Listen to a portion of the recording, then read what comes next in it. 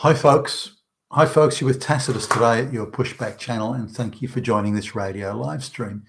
In this essay, I'd like to talk about this anti-white supremacy training, or woke training, or unconscious bias training, and these sorts of things that are all across the Western world now. They're so-called educational courses that are designed to blame, shame, humiliate, and crush white people and white society and so on. And the way it's structured is everything from punctuality to conscientious behaviour to trying to sort out conflict by discussion and debate. All these things are listed as white supremacy and evil racism, Hitler! And so this means that everything is white supremacy. There's nothing that isn't white supremacy, and they can manufacture and invent acts of white supremacy just for simply turning up to a meeting on time, for example. That's now white supremacy. Saying 2 and 2 plus 2 equals 4, white supremacy, and the list just goes on. So it's insanity, and shows just how much and how committed the globalists are to destroying white society. Also, it's the bigotry of low expectations. Brown and black people and minorities can't add up 2 and 2, or can't turn up for a meeting on time, or something as that. Anyway, so something that caught my eye recently was a consultancy that started up, a couple of years ago, I guess now, a little bit less than a couple of years ago, and they were to supply white supremacy training, and so they or to tell white people that you're all you're white supremacists, you're racist, you're biased, and slavery and Hitler, and the list goes on. I sort of looked at that and thought, well, other than maybe the wokest government departments, like the Department of Equality for Women or something, they may go for that sort of stuff, but I couldn't imagine anyone else would voluntarily go for that sort of rubbish. Now, I had a little look at the stuff on their website, and was surprised that a startup business like that would have such an expensive website. But anyway, but the courses or the training that they were, you couldn't call it training, it's just hysterical, ludicrous propaganda, looked as absurd as it all sort of sounded or appeared. And I didn't think much more about it until just recently, when I looked at that organisation that had 1 or 2 people back then, now employs more than 100 people.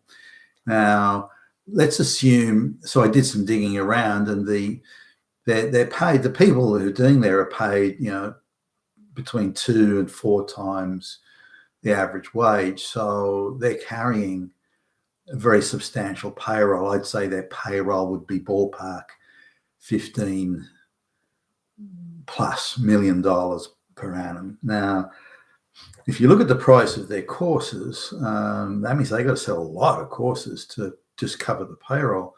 They've got a very prestigious office address, and very well kitted out with state-of-the-art IT stuff. They've got director of IT, and they've got all these administrative support services and so on. So this is an expensive operation. So they're selling multiple courses per day. They'd have to, just to cover the overheads, they'd have to sell multiple courses per day. And when you look at their list of supposed list of clients, it's blue chip. So we're talking the biggest government departments, the biggest multinational firms, and so on. Now, I don't know whether these big multinational firms, or big local firms for that matter, really are taking these courses. Is it sort of like donating to Black Lives Matter, where you just give Black Lives Matter a few $1 million just to get them out of your face, but you actually don't have any interaction with them? And I don't know if it's that it's almost a shakedown. You can list us as one of your clients, but we're not interested in your bullshit hysterical propaganda Marxist training courses, but we'll give you a few $1,000,000 just to make it look good. I don't know whether that or the training. The training is taking place. They're doing some. I don't know whether every one of those alleged clients listed, but again, they'd have to be doing, given the price of the modules, they'd have to be doing thousands of those courses in a year just to cover the overheads. Now they've got some sort of NGO type donors, so I suspect that really it's just a dumping ground for NGO people and those involved in the the George Soros destroy Western society type industry, which is a huge industry. But nonetheless, let's assume for the moment that they are getting all these customers. So what we did, and I'm associated with a business, what we did is we went out and we advertised. I'll just use a generic sort of term here. We advertised saying that we'll do those courses. We'll do courses on how to, we didn't phrase it this way, but how to hate white people, how to tell you that white people are all evil and bad, and how low IQ black lesbians are really the future of the universe. So I'm paraphrasing, by the way, but so we went around, we knocked on the doors, we beat the bushes and pounded the pavements and all that sort of stuff. We couldn't find anyone who was even wanted to talk about it, or let alone take such a training course or such an information course or advisory, call it what you will. But couldn't find interest anywhere. Again, not even interested in talking about. Let alone now, if there was this huge demand that we're supposed to believe, then we'd have at the very least had basic conversations, and people would say, "Well, that's interesting. What how much does it cost?" or those sorts of things. But nothing. Zip, nada, zilch. So if there is that interest out there, or that market demand, or call it what you will, then it's exquisitely concealed. Exquisitely concealed.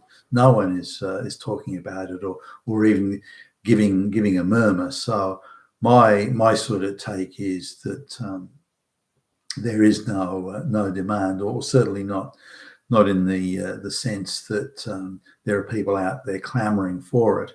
I don't doubt there's a shakedown factor where companies are paying these people to go away. That's a nice business plan there, nice business model. I have to think about that one myself. Gee. But it's equivalent to extortion. If you don't do it, we'll say we'll put it out on social media that you're white supremacists or fascists or something like that. You've got to wonder whether that's part of the way these guys do business.